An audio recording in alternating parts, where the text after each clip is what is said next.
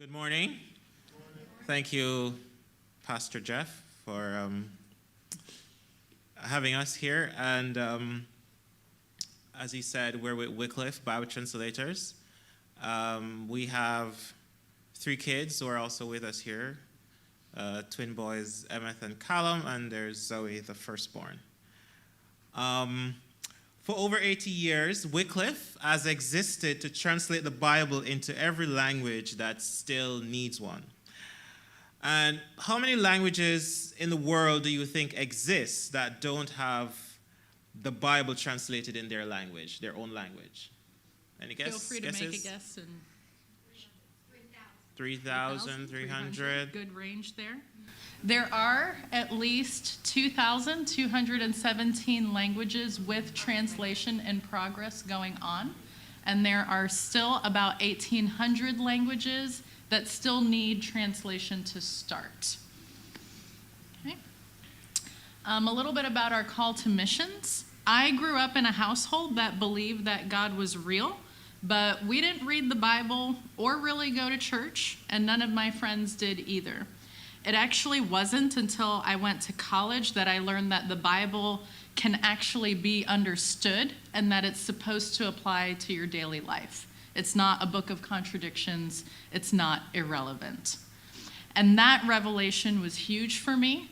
It led me to a point where God just told me clearly that he needed to be first in my life, not out there somewhere, but first in my life.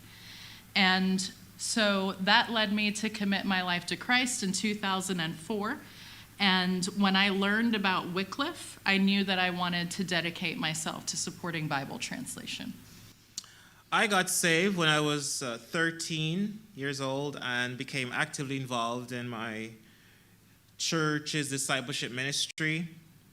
While I was in Bible college, I learned about Wycliffe Bible Translators, and I committed myself to Bible translation because I understood the connection between discipleship and Bible translation. You can't do discipleship without the scriptures. You can't learn to become more like Jesus without the Holy Word. Jen and I met at the Canada Institute of Linguistics when we were both preparing to serve with Wycliffe, and we got married in 2012. I am a translation facilitator working with the Sabu people to translate the book of Genesis in their language. Lihavu is the name of the language. Sabu is a small island in Indonesia. It's normally left out of world maps, but we've got an arrow pointing to it on the slide. They have a traditional fabric that in the next slide you'll see Chetty wearing it. Christianity is the predominant religion on the island.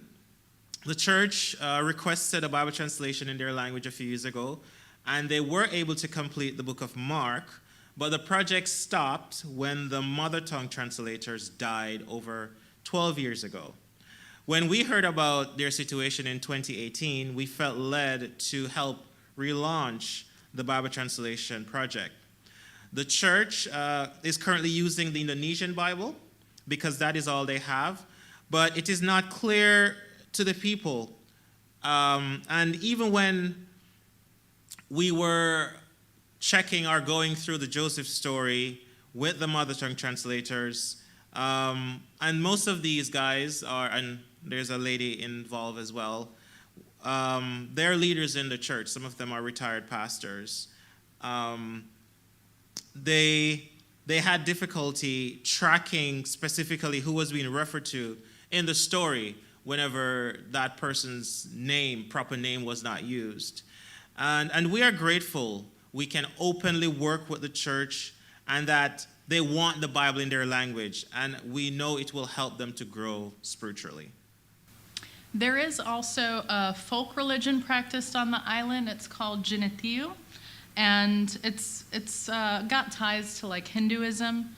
Some of the Jinithiu leaders were impacted when Mark was translated. They allowed their wives and their children to get baptized, but they themselves as leaders refused. They still believed that they had to continue appeasing the gods of their folk religion in order to ensure the well-being of their community.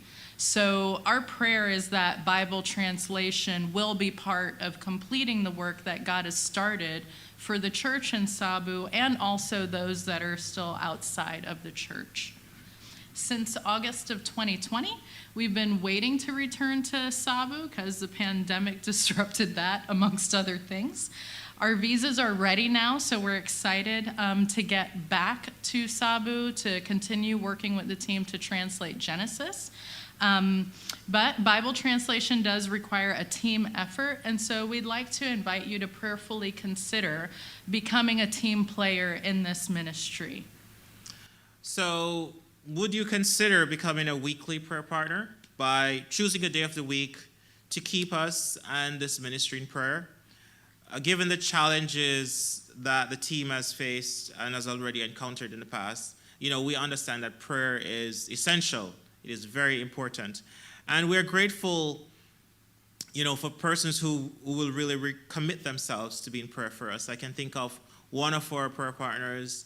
Every week, as she does her devotion, she just prays whatever passage she's reading at the time. She just prays that passage over us and for us, and she sent us an email with her prayer.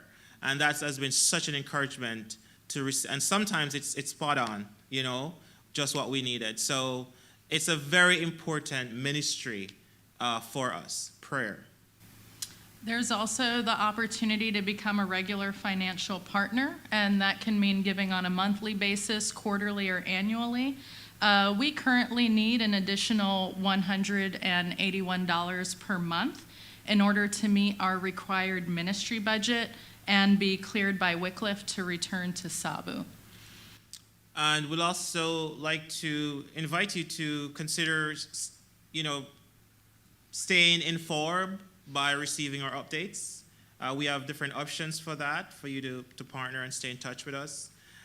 You can take our contact cards with you home. You can also sign up for updates, leave us a note about becoming a weekly prayer partner, or partner financially through using this white card that Jenny's holding up, or online through our Wycliffe page. You can also send us a text message. I think our phone numbers, if you can see it, is on the slide there. And we will send you whatever information you need. Thank you for giving us time to share with you this morning about Bible translation, about Sabu. And in Lihavu, the word for shalom is helama tonai. So helama tonai, and God bless you.